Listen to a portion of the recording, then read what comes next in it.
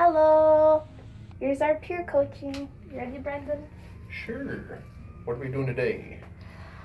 Well, let's have you read through our playing test that we have due on Wednesday. Okay. I Lichen by NJ Zavoidiak. I don't know if I said that right. Ziskovich. Yes, thank you. Yeah. Alright. Alright, let's hear it. Do you mind if I do a slower tempo? Go for it. I mean, we're all still probably learning it a little bit and getting used to the muscle memory and such. Oh yeah, oh yeah, oh yeah. Okay.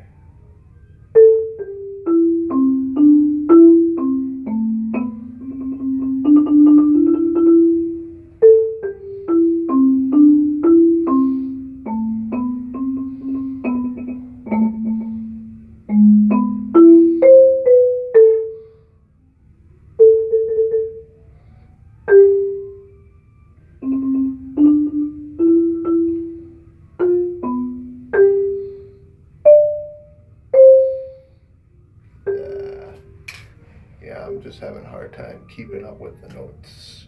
It's alright, just we'll go over some of this stuff.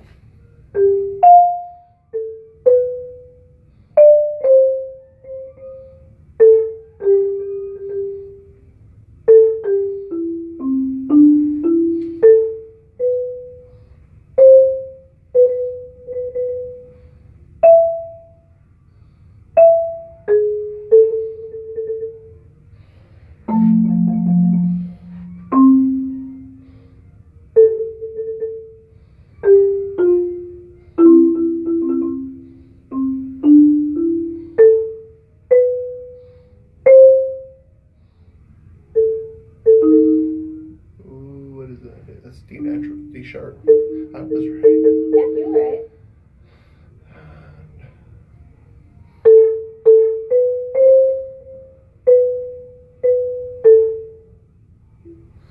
Ooh, what is that? G sharp, man. Yeah. B.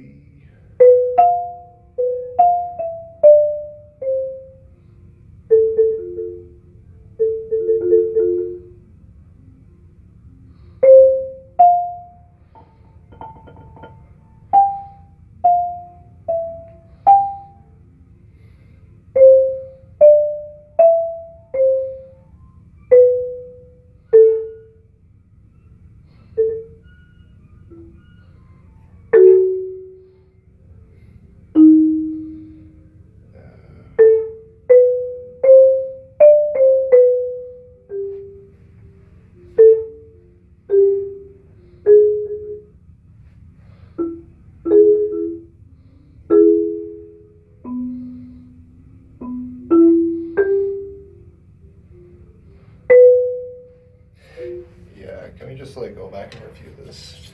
I don't feel like struggling on it right now. I need to work some stuff out before I move on. Okay. So, I'll just keep Okay. So just remind me a little bit, because I got kind of lost after I was watching you. So you got to, around this point? Right yeah, here? I got to right there. Right here? Yeah, I just find it kind of more difficult for me to read in treble clef, at a sight reading pace that we do in class. Yeah. So that's one of my main troubles right there. So. Yep. And then a lot of it too, because I know the trebles too, because I play treble clef instruments, so sometimes going from treble to bass clef is hard, so I can understand it being the other way around. But do you have have you ever been taught a certain way to kind of just remember how to quickly, in a sense I would say differentiate or transpose in probably a... Well, I just really remember where some notes are basically labeled in the treble clef. So then I can go from there, and if there's notes that I don't know, then I take a couple seconds to figure them out. So. One thing that I always use to help me differentiate quicker is when you're coming from bass clef to treble clef, you go everything's up a third, pretty much. Yep. Or from treble clef to bass clef, it's down a third. So, outside of practicing, sometimes it might just be fun to quiz yourself. And then again, that's also a fun way to practice your theory. But otherwise, things were actually really good up until, I want to say, kind of like right up in here is when things kind of started to slow down, kind of in measure. A lot of counting. So somewhere between like measure 16 and 20. And again, I think it's just because there's so much repetition in here that it's a little easier for us to get through it, because I know when I'm also practicing this as well, I can do fairly well up to the same point, and it's mostly because it just differentiates so much. But otherwise, I liked how you were using your dynamics. And I know this is also a really small room, so we don't want to go too loud, because otherwise it kind of damages the audio recording for the video. But even though we're in a smaller room, you were mostly playing fairly quiet the whole time. So working on... I think that was because more or less I was unsure about what I was playing, so I'm a little bit more tentative when it comes to that. Yeah. So, I noticed that as well. But yeah, like one way I would probably go about practicing using your dynamics is to just play certain phrases or patterns at different dynamics, just to kind of get used to. So, like for instance, the beginning, it's an MF or mezzo forte. So instead of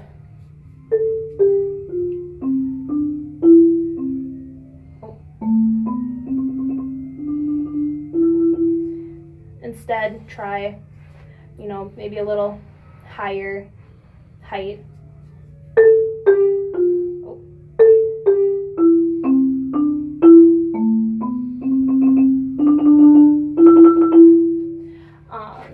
So let's have you try that right now, just to... A little bit louder or quieter first? Let's go with the way that you are comfortable with trying it, and then let's change it just to see if you can kind of make that muscle memory recognized in a sense.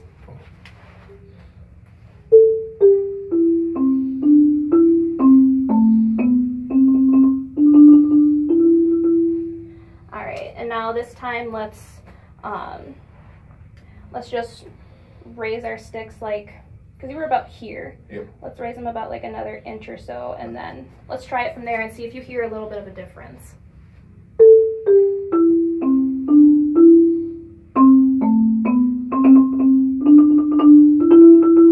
Could you tell there was a little bit of a dynamic difference there? Oh yeah, definitely increased to like from like a mezzo piano to like a mezzo forte. Oh yeah. So that's what I would actually do to focus on learning the differences for all these dynamics. And then especially for when we have the crescendos and decrescendos, that might actually be really helpful, because throughout here you're playing mezzo piano and there really was no gradual increase like it's showing. But I know it's something I also struggle with when I'm practicing this, because right now I'm still just trying to get used to the muscle memory and not looking so much at the positioning? Yeah, like not relying on sight, but like sight and playing, but focusing on the score and playing.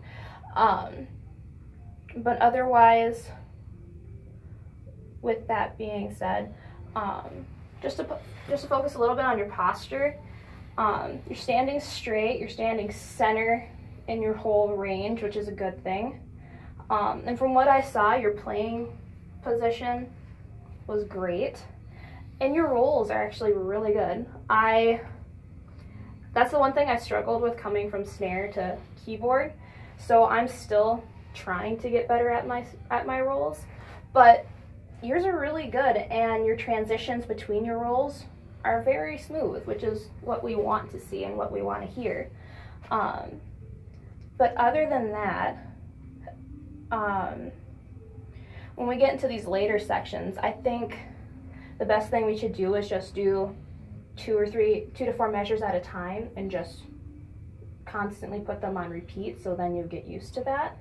And then once you feel comfortable with that section, or let's say you're comfortable with 2 4-measure sections, you can combine them and then practice them from there, and then slowly branch out and get larger sections to the point that where way you I become more confident in stuff in my playing. Yeah. So, for instance, you started, like I said, kind of in that area. Kind of in this area.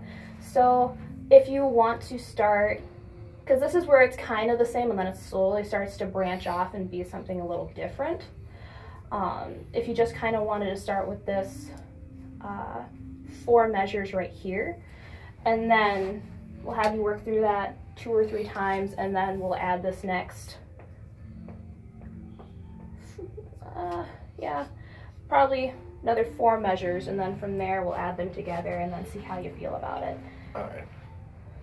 So going from right there? Yep, that pickup note into this part up here, these 4 measures. Don't mind me, I'm going to go a little bit slower again. Oh, that's totally fine. Learning slow is key when it comes to playing percussion.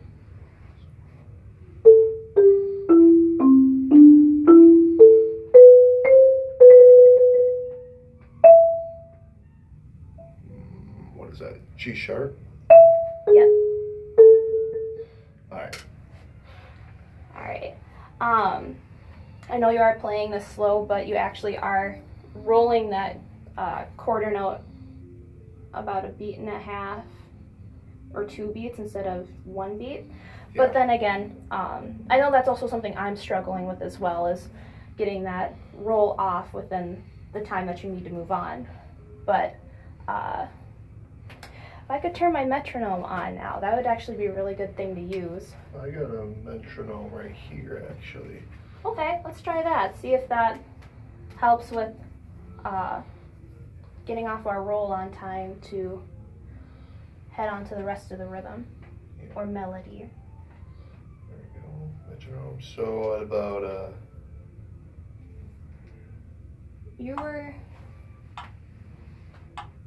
You're going a little faster than that. Da, da, da, da, da,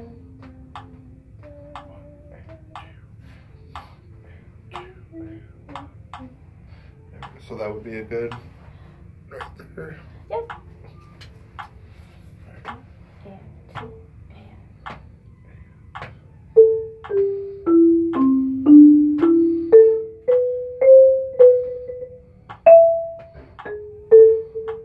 See, that sounded so much better. It sounds good.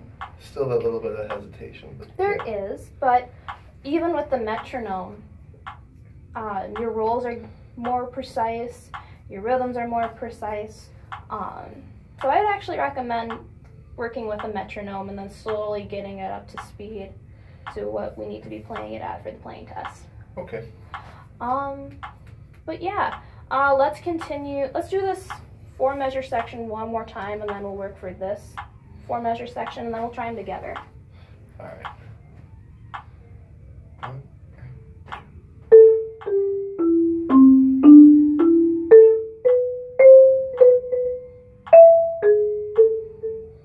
See, that's sounding so much better. All right, let's work through this 4-measure section right here. All right, so.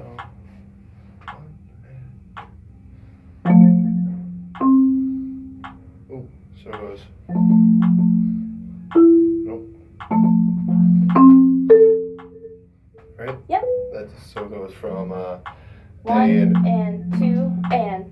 So you're 1 and 2 and 1 and 2 and. Yep. Yeah. So.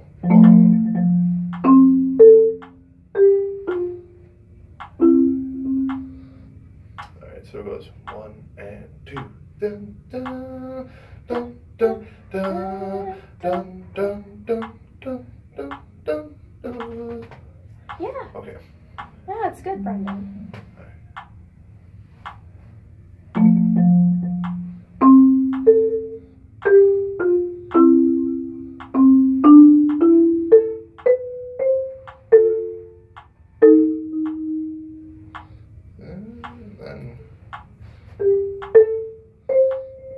You're trilling, so you're trilling between. Oh, that's what that means. Yep, I actually wrote that down as a note, like as a little note just above my trill. So, or at least that's what I remember Johnston telling us was. Yeah, so, I kind of. If anything, I'll double check with him on Monday, but yeah, I'm pretty sure that's how that trill goes. Okay. How about we try through this section, let's say one more time, because... Starting from right there? Yeah, and then we'll try through the whole 8 measures just to see how it sounds.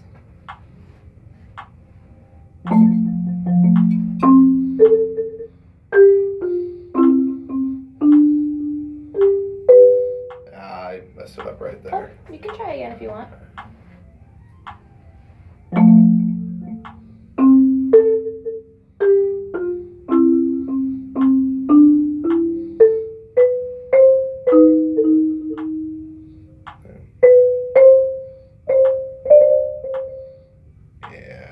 Where do you want me to stop?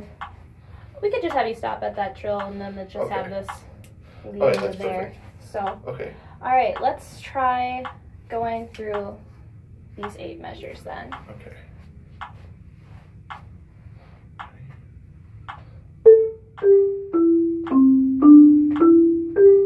Oh, wait. Oops. Let me try that again. All right.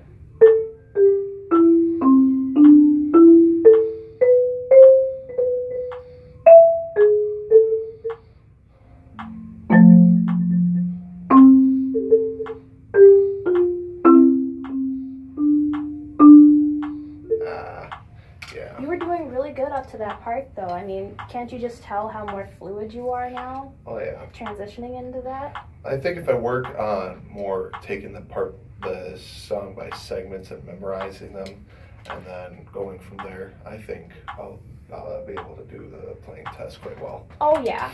And then again, just going through that exercise I was telling you about to work on your dynamics, I think would be really important, because we're playing mezzo forte here, and then once you get into this and then roll right here, it's a little louder. Oh, is it right?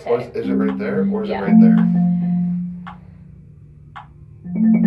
Ah, yeah, right there. So it goes, yeah. So it goes.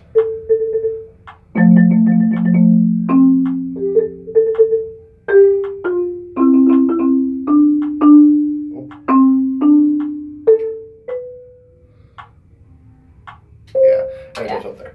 Okay, cool. But yeah. I'll definitely work on this on my free time then. Thank you very much. All right, you're welcome.